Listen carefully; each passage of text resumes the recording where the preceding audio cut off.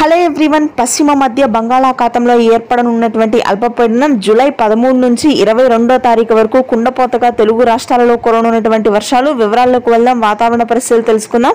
వాటన్నిటికంటే ముందు మీరు ఇంకా మన ఛానల్ కనుక సబ్స్క్రైబ్ చేయనట్లయితే వెంటనే సబ్స్క్రైబ్ చేయండి. రానున్నటువంటి 3 రోజుల పాటు తెలుగు రాష్ట్రాల్లో అక్కడక్కడ తేలికపాటి జల్లులతో పొడి వాతావరణం కొనసాగినప్పటికీ రానున్నటువంటి 3 రోజుల తర్వాత అంటే జూలై 13, 14, 15 తేదీల నుంచి భారీ వర్షాలు నమోదు కానున్నాయి.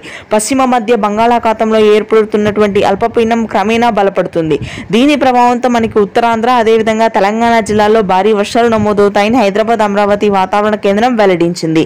ముఖ్యంగా ఉత్తర తెలంగాణలోని నిజామాబాద్, ఆదిలాబాద్, ఖమ్మం, భద్రాద్రి, కొత్తగూడెం, ములుగు, మంచిర్యాల, రాజన్న సిరిసిల్ల, హైదరాబాద్లోని చాలా ప్రాంతాల్లో భారీ వర్షాలు నమోదు కానున్నాయి.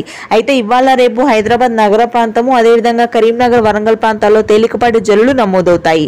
ఇకపోతే మధ్యాంధ్ర అదేవిధంగా ఉత్తరాంధ్ర జిల్లాలో కూడా అల్పపీడన ప్రభావం అత్యధికంగా ఉంటుంది. శ్రీకాకుళం, విజయనగరం, విశాఖపట్నం, గుంటూరు, కృష్ణా, కోనసీమ ప్రాంతాల్లో భారీ వర్షాలు కురుస్తాయి వారం రోజుల పాటు. రాయలసీమలో నిన్నటి నుంచి కురుస్తున్నటువంటి వర్షాలు కొనసాగుతాయి. ఇది ప్రస్తుతానికి latest weather update. Thank you.